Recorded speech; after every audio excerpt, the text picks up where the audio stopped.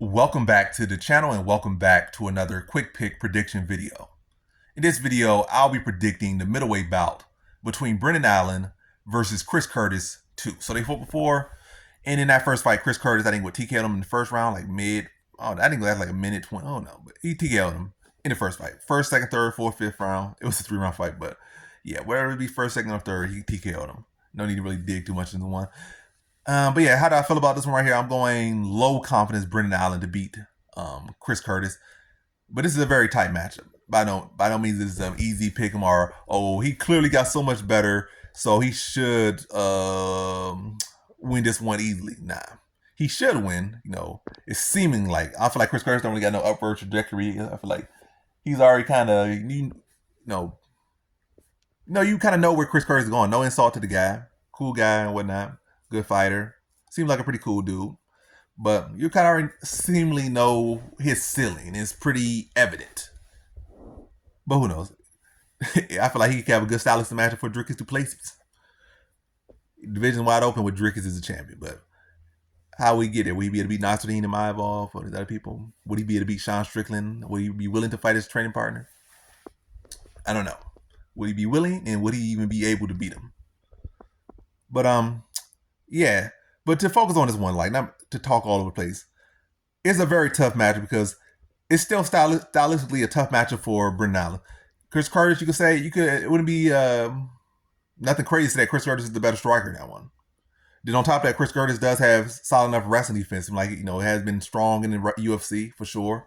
Been able to defend takedowns well, and when he has been taken down, he's been able to get up well. And then you got a 5-round fight, and it's not like Chris Curtis is a guy that just gets so flat out exhausted. I would, what I would want Chris Curtis to do if I was like, I guess his coach or betting on him or I don't know any other reason or just to see him as a cool guy and he's one the best for him. Sometimes I'm like that, but it would be pick up his output. But I want to say he just a guy that is, I'm a 1-round bust fighter. So at any point in this 5-round fight, Chris Curtis could find that clean shot and put his lights out. And he does have to take offense to get it. He does have experience. He has plenty of experience. He's not just got this some young spring chicken that's so green around the ears or whatever, wet around the nose, wet around the whiskers, whatever the saying is.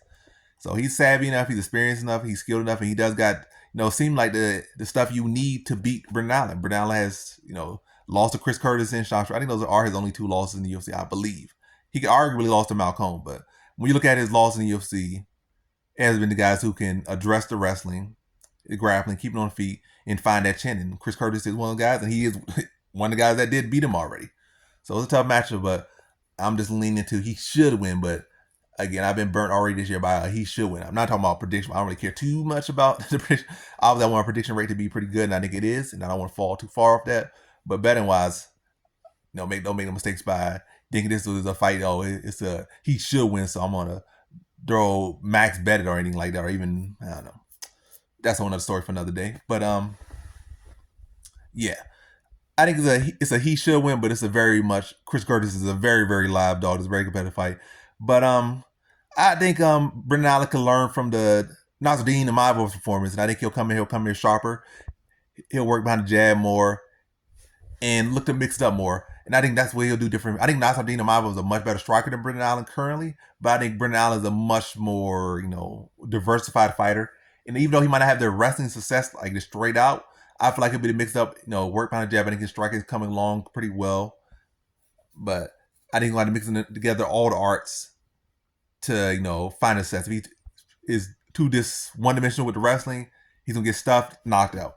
Too one-dimensional striking, he's going to just get outboxed and knocked out. But he blends them. I feel like that's where his opportunity is. And again, even if it's not this, this easy peasy success, the fact that he's mixing those things together, I feel he can find out his path to victory. And I'm not gonna go to decision. I think it's gonna be in the distance either way. I think I'm gonna say TKO for Brendan Allen, like 3rd round. I feel like it's gonna be like a weird down effect and just give him different looks. And then probably once he had you're mixing the wrestling with the striking and the grappling, you're mixing all those arts together and giving Chris Curtis different things to look out for. I think first round he might not get that control time he wants, but I think probably like mid second round he probably starts to get some control time, land some good ground and pound, start to work for some submissions. But Chris Curtis is savvy, gonna be defending well, but I think again exhausting them, making them work. Then 3rd round, kind of a little bit more of that, but Chris Curtis probably defending well. But then Chris Curtis starts to, get into a mode where he's focused on the takedown defense so much that now Allen is able to set him up with that and find something on top, probably drop Chris Curtis and hit him with some good ground and pound. Probably not knock him all, not a complete KO or nothing, but probably be able to get some control, like hurt him, buzz him, and then get like a good tight waist and land some good ground and pound, before he can, fully get his senses back. And the ref just calls it off, like, pretty much a positional volume TKO, not like a knockout, a flat out knockout for Brendan Allen in the third round, and then he avenges his loss to Chris Curtis. So in this one, I got Brendan Allen via third round TKO.